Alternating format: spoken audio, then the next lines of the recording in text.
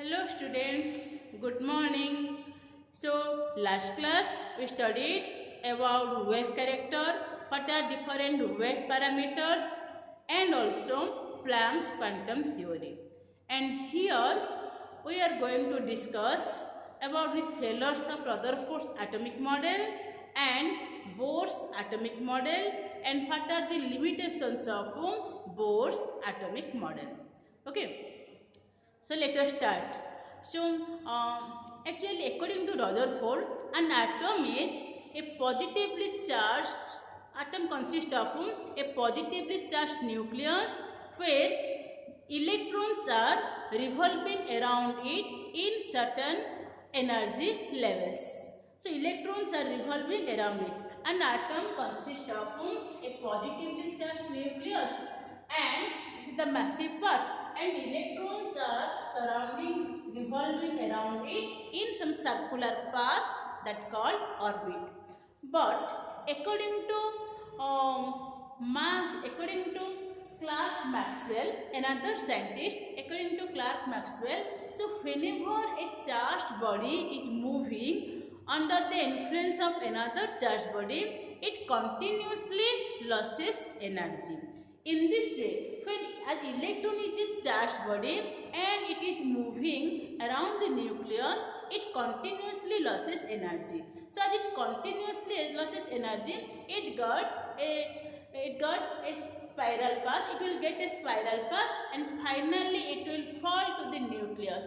It merges with the nucleus. In this way, the atom will collapse. But actually, this does not happen. So this is a nucleus and electrons are revolving around it in circular paths. But according to Clerk Maxwell, when the electrons are charged body, it continuously loses energy. As it continuously loses energy, it attracted more towards the nucleus. So as it attracted towards the nucleus, in this way, it got a spiral path. And finally, it will come and merge with the nucleus.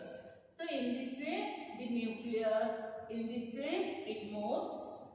Okay, in this way, it moves and finally, it will fall to the nucleus. In this way, this atom will collapse. So it cannot explain about the stability of atom. And another thing, this Rutherford's model also cannot explain about the discontinuous spectra of atoms. How these atoms form spectra. That also cannot be explained by Rutherford's model. So to overcome this problem, Bohr in 1913 just modified the Rutherford's atomic model. In 1913, Niels Bohr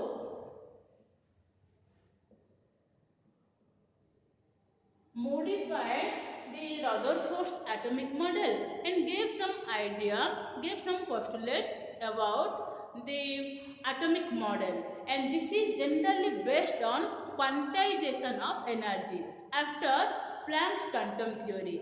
So according to Planck, as energy whenever emitted or absorbed, that is not continuously but in the form of discontinuously form, but in the discontinuous form. Similarly, so according to by applying that concept, that Planck's concept, he explained the model of atom. So according to him, an electron is revolving around the nucleus in certain circular path that is called orbit. So first point, electron move around the nucleus in certain circular path that is called orbit, and these orbits are associated with fixed amount of energies. And whenever an electron and these are also called energy cells or stationary states. So whenever an electron moves in the certain circular paths or orbits, at that time it never emit or absorb energy of its own. So itself it cannot emit or absorb energy. Okay.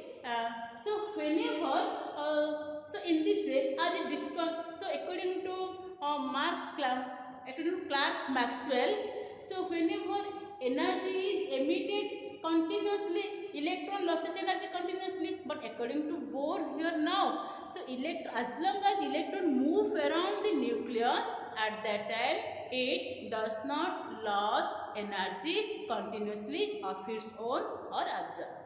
But when some extra amount of energy is provided outside, at that time the electrons absorbs some amount of energy and goes to higher energy state.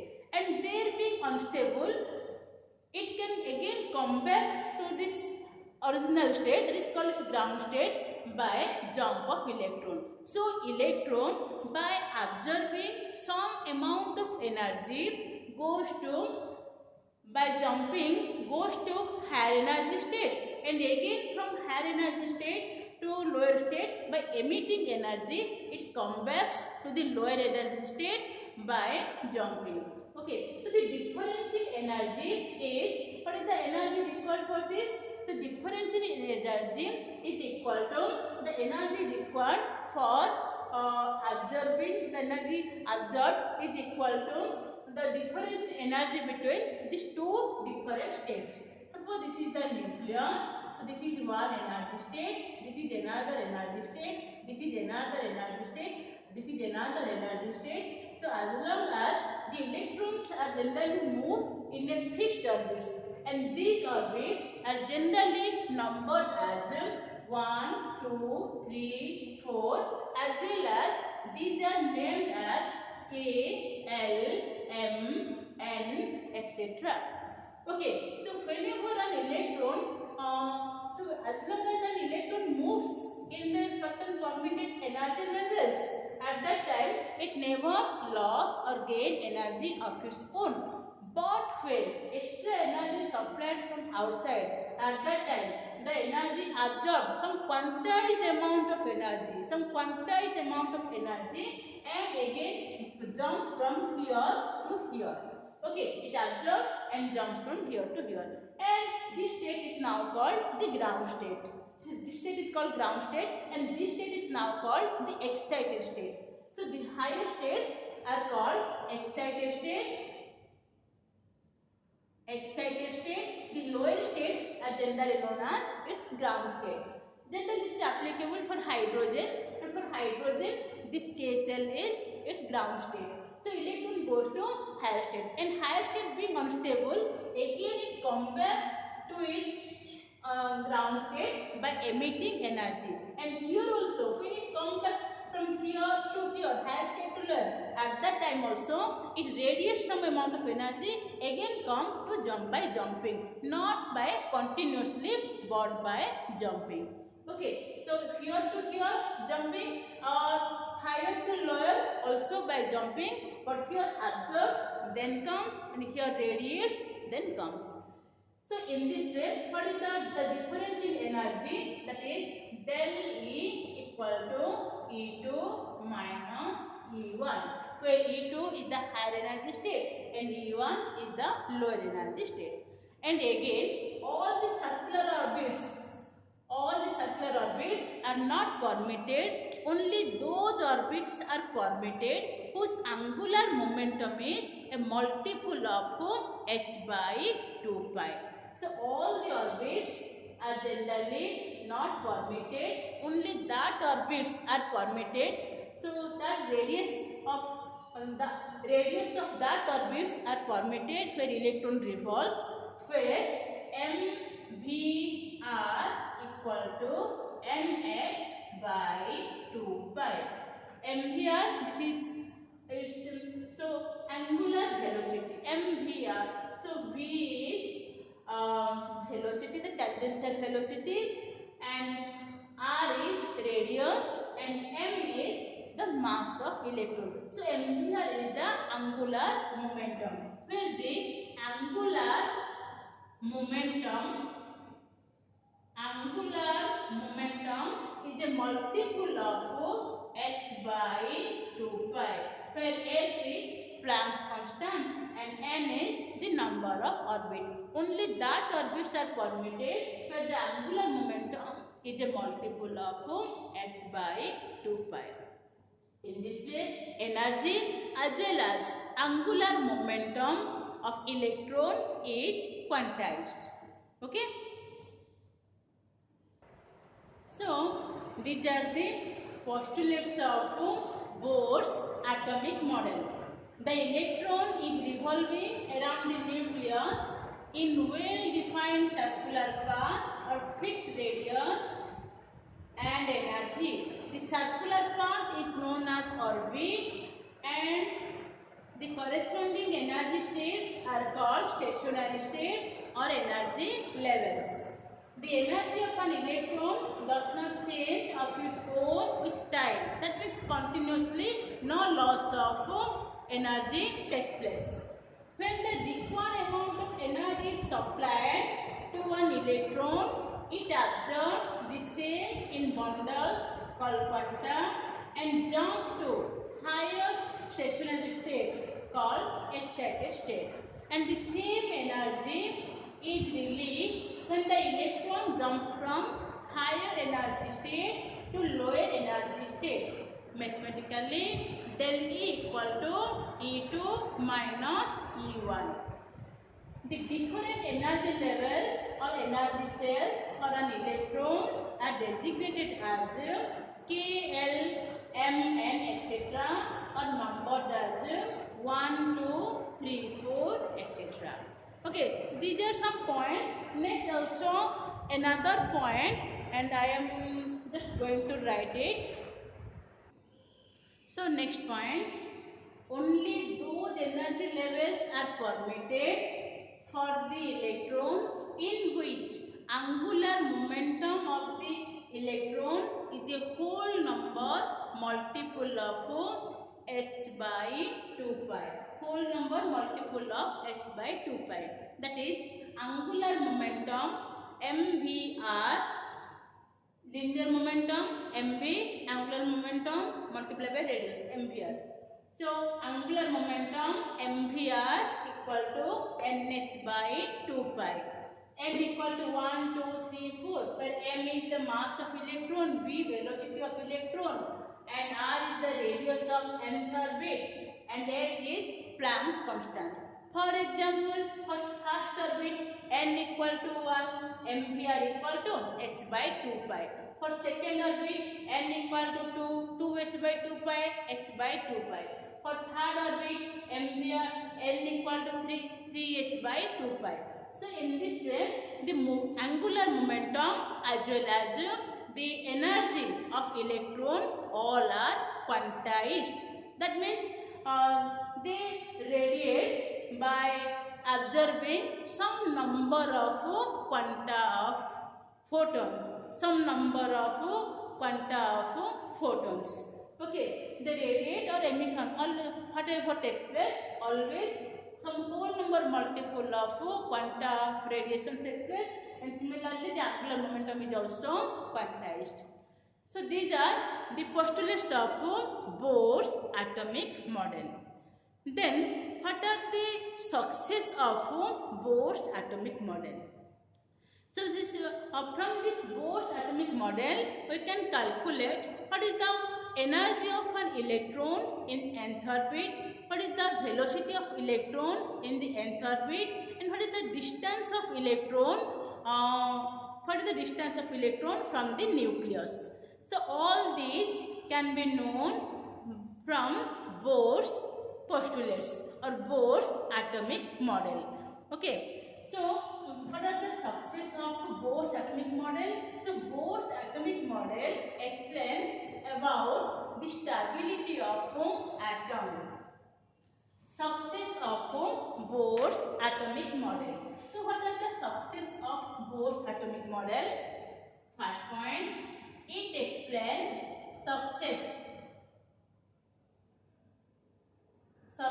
of Bohr's atomic model. So it explains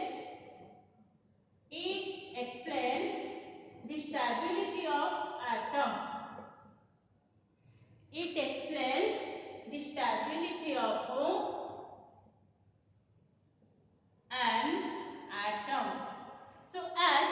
the electron, whenever the electron moves in a certain circular path, it do not lose or energy of its own. In this way, there is no continuous loss of energy and the electron cannot fall to the nucleus. So in this way, it overcomes the Rutherford drawback and it explains the stability of an atom. Next, it explains the formation of hydrogen spectrum. So whenever an atom is heated, it gives some energy, and when that energy are analyzed in a spectrophotometer, then it gives some lines. And how these lines are formed? Instead of a continuous spectrum, how these lines are formed? Because whenever an electron jumps from lower to higher, at that time it absorbs energy, and again when it comes from higher to lower, it emits energy. So the electron come to the lower state just by jumping and by emitting energy discontinuously. In this way, the spectrums are also for discontinuous form, and in this way it explains the formation of hydrogen spectrum. Then it explains, it is helpful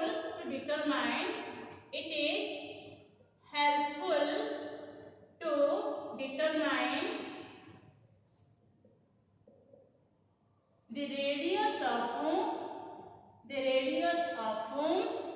an orbit, that is Rn equal to n square h square by 4 pi m e square z. N square h square by 4 pi m e square z. Nth orbit, h Planck's constant, 4 pi m mass of electron, e charge of electron, and z atomic number of species having one electron. Okay, that may be for lithium, that may be for helium, etc., which contain one electron system. Rn equal to n square h square by 4 pi lithium ion, Li 2 plus or Hg plus, helium plus, Li 2 plus or hydrogen, for these three species generally. And Z value, you can put the atomic number of lithium or helium. This is the atomic number. Z is the atomic number, and it is helpful. It is helpful to determine the energy of radius of an nth orbit, that is Rn equal to n square h square by 4 pi m e square z, and if n value variable, h is constant, this is constant, this is a constant, m is a constant, and e charge of electron is constant. If you substitute all these values, then we get generally 0.529 n square by z angstrom. For hydrogen, this is 0.529 angstrom, because n value is 1 and z value is also 1, that is 0.529 or 0.53 angstrom. So it is helpful to determine the energy of nth orbit, by the relation En equal to minus 2 pi square m e to the power 4 z square by n square and h square. Z square by n square and h square. And if you find, so here also 2 pi m e, all these are constant, h is constant, only z and n are variable. If you find, substitute all these values, and generally here we find minus 2.18 10 to the power -18 joule per atom or minus 13.6 electron volt per atom, or it is equal to minus 1312 kilojoule. Sorry. Here also another factor I have this value and z square and square I have forgotten to write.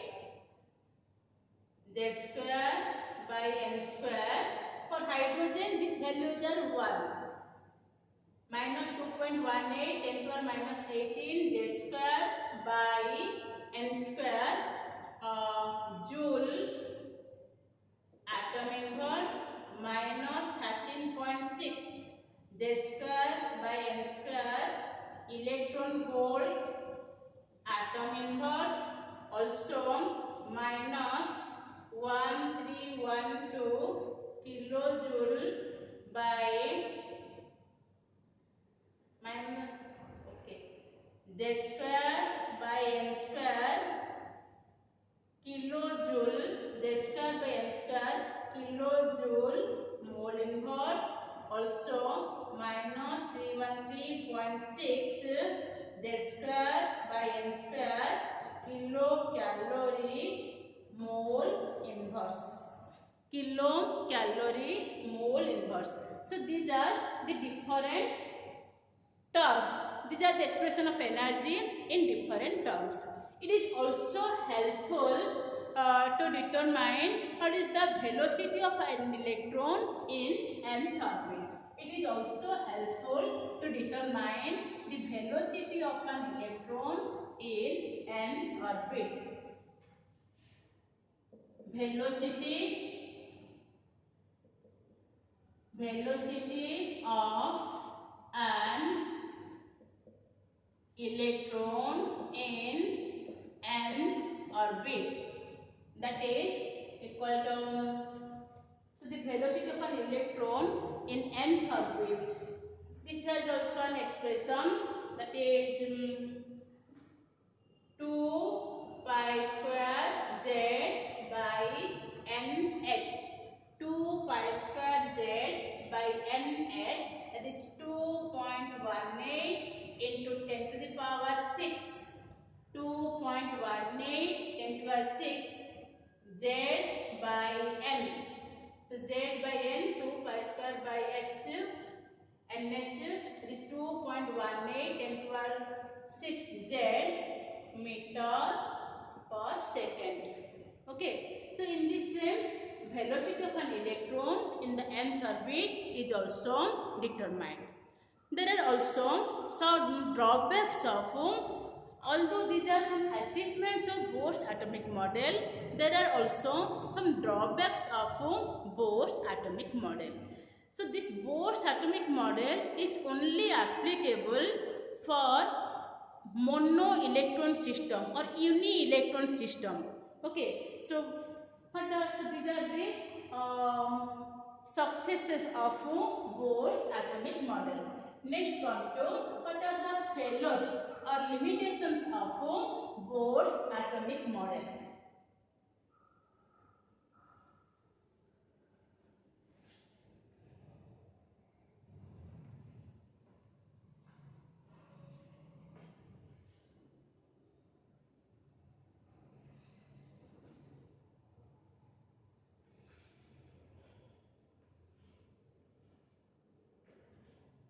Limitations of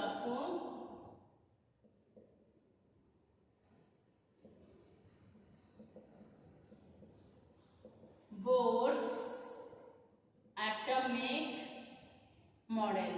So Bohr's atomic model only explains about the spectrum of mono electron system. It cannot explain about the spectrum of poly electron species. Okay, so it explains the spectrum of single electron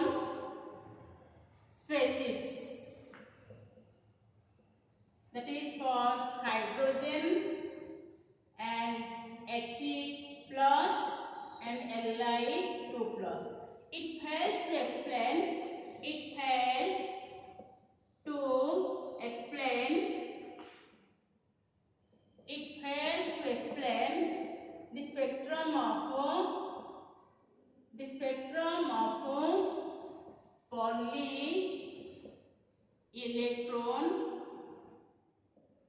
species. Okay, next it fails to explain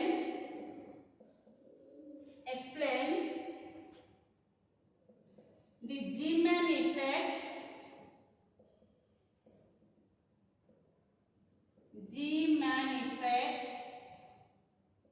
and Stark effect. So Zeeman effect, that is whenever a spectral line is when magnetic field is applied to a spectral line, then the spectral line splits off into different sets. The splitting of spectral line on application of magnetic field is known as Zeeman effect, and splitting of spectral line on application of electric field is known as Stark effect. So it fails to explain how the spectral lines are formed and how the spectral lines are splits on application of electric field and magnetic field. Okay. Next, it also fails to explain about the molecular shape. It fails to explain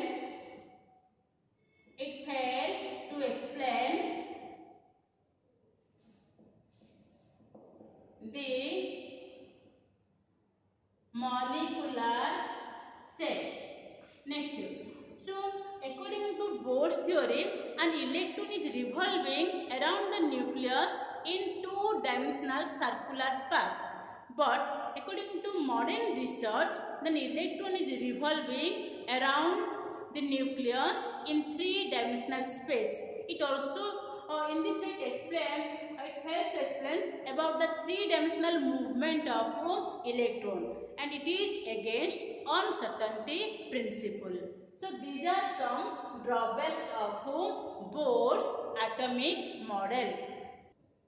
So another point I have done, it has to explain the molecular shape.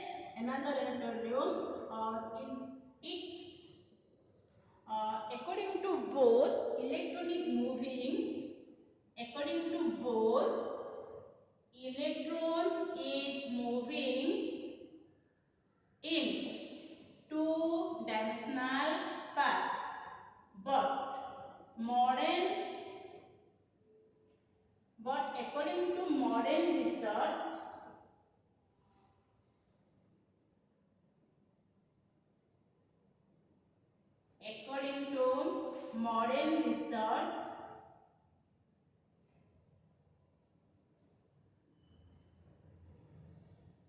electron is moving in three-dimensional space, and it goes against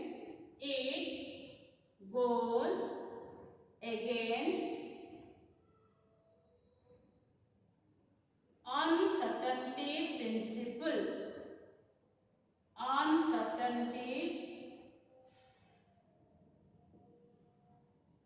principle. And it goes against uncertainty principle.